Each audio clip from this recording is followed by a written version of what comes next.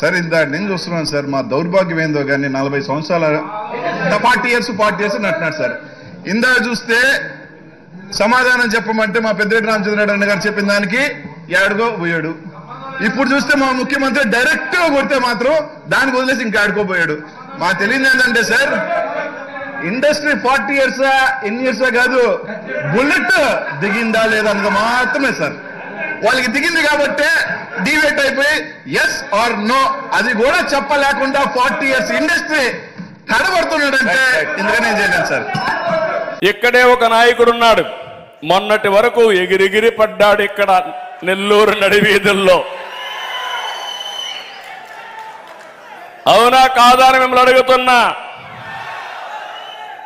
ఆయన మంత్రిగా ఉన్నప్పుడు ఒంటి మీద బట్టలు కూడా ఆగలేదు,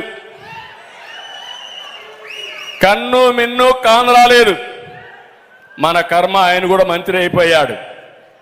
మొన్న బదిలీలో ఒక్క తన్నుదంతే పక్క జిల్లా కాదు 3 జిల్లాలకు అవతల పోయి పడిపోయాడు. అవునా కాదా అని మిమ్మల్ని అడుగుతున్నా. ఒకప్పుడు అనేవాడు బుల్లెట్ దిగిందా లేదా నాడు డైలాగులు, ఇప్పుడు బుల్లెట్ కరెక్ట్ గా దిగింది. అవునా కాదా? రేపు దిగుతుంది. పల్నాడులో బుల్లెట్ కరెక్ట్ గా దిగి మళ్ళీ తిరుగు తప్పాలలో ఎక్కడికి వస్తాడు?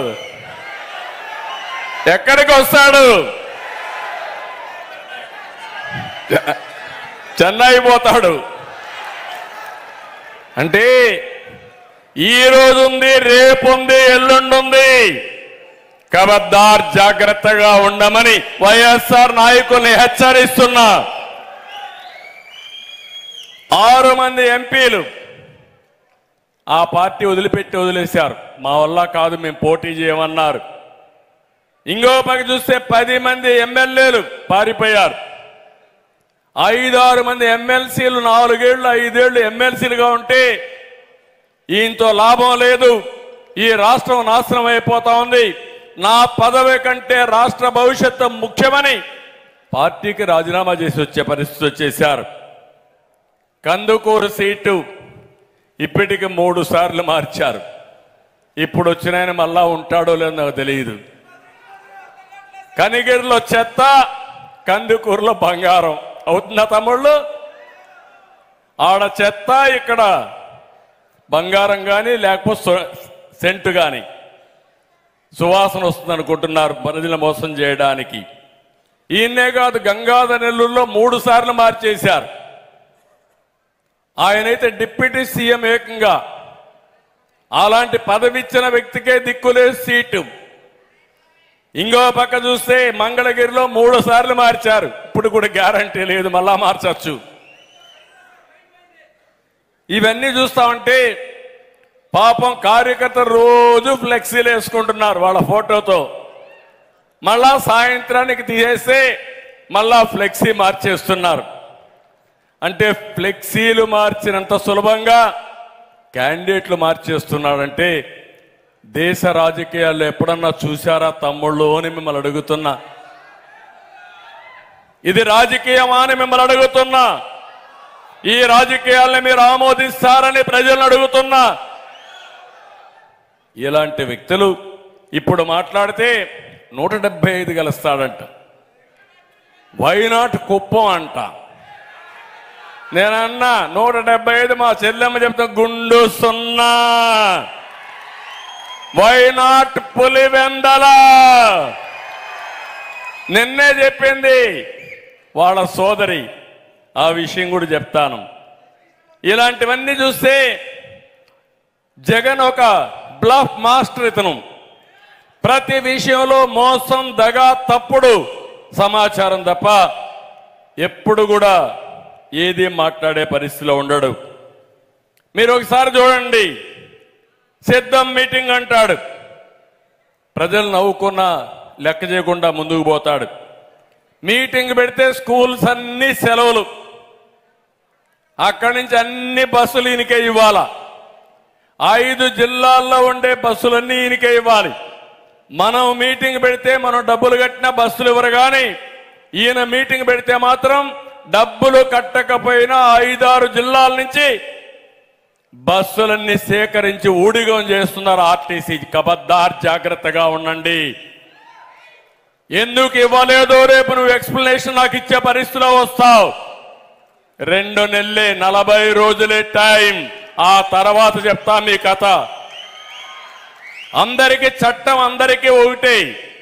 కొంతమందికి చుట్టంగా మారితే ఆ చుట్టంగా మార్చిన వాళ్ళని చట్ట వ్యతిరేక శక్తులుగా మా తమ్ముళ్ళు చెప్తున్నారు సంఖ్యలు వేయాలని.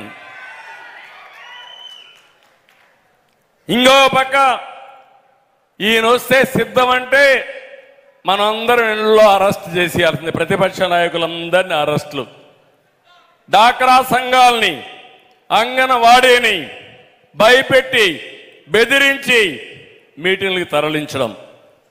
కొన్ని మీటింగ్లు నేను చూశాను. ఆ మీటింగ్ చుట్టూరు గేట్లన్నీ క్లోజ్ చేసి పోలీసులు కాపలా, ఎవరు పారిపోకుండా. కొన్ని ఇక్కడ కందకాలు దువ్వేసి దూకి పారిపోతారని దూకనేయకుండా కందకాలు దువ్వేసి కూర్చుంటున్నారు. ఇంకో పక్క ఈయన వస్తే హెలికాప్టర్ పైన తిరిగితే కిందనంతా కూడా రోడ్లన్నీ బ్లాక్ అయిపోతాయి. పైన తిరిగితే కింద ఎందుకు వస్తాయో నాకైతే అర్థం కావడంలా. ఆయన పైన తిరుగుతాడు, కిందన చెట్లన్నీ నరికేస్తారు. ఏమంటారు తమ్ముళ్ళు ఇలాంటి వాళ్ళని? 14 ఏళ్ళు నేను సీఎంగా ఉన్నా, ఎప్పుడు నేను చేయలేదే ఈ పనులు, ఎప్పుడన్నా చేశానా అని మిమ్మల్ని అడుగుతున్నా. ఎన్ని వందల సార్లు నెల్లూరుకు వచ్చాను, నేను వచ్చానా లేదా? ఎప్పుడన్నా జరిగిందా ఇది? ఎక్కడికి పోతున్నాడో మనకే అర్థం కావడంలా. మొన్నే మీరు చూస్తే ఊరికొక సైకోను తయారు చేశారు. వాళ్ళకు గంజాయి ఇవ్వడం మొదలు పెట్టారు. ఇంకా గంజాయి ఇస్తే ఎట్లుంటాడో ఆ సైకో మీకే అర్థమవుతుంది. మొన్ననే పాపం మంత్రి సోమిరెడ్డి చంద్రమోహన్ రెడ్డి పైన మనుబోలు మండలంలో ఏకంగా గడ్డపారతో దాడి చేశారు ఆయన పైన. అంటే నాకు అనిపిస్తుంది వీళ్ళు ఏమనుకుంటున్నారు? మీ విచ్చలవిడితనం, మీ విధ్వంసం, మీ యొక్క అహంభావం. నేను ఒకటే చెప్తున్నా, తెలుగుదేశం పార్టీకి ప్రజాస్వామ్యం పైన నమ్మకం ఉంది, కానీ రౌడీలు గూండాలు, అది కూడా రాజకీయ రౌడీలు గూండాలని ఒక్క నిమిషంలో అణిచేసే శక్తి తెలుగుదేశం పార్టీకి ఉంది. అది మీరు గుర్తుపెట్టుకోవాల్సిన అవసరం ఉంది.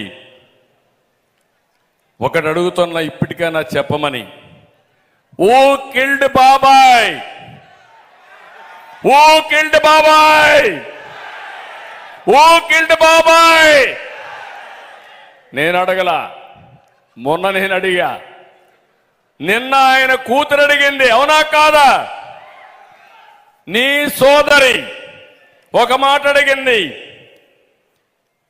పాలకులకు పరిపాలించే అర్హత లేదండి. సిద్ధం అన్నావు, సమాధానం చెప్పు. అంతకులు మన మధ్య ఉంటారు, గుర్తించలేకపోయాం. సిద్ధం, సమాధానం.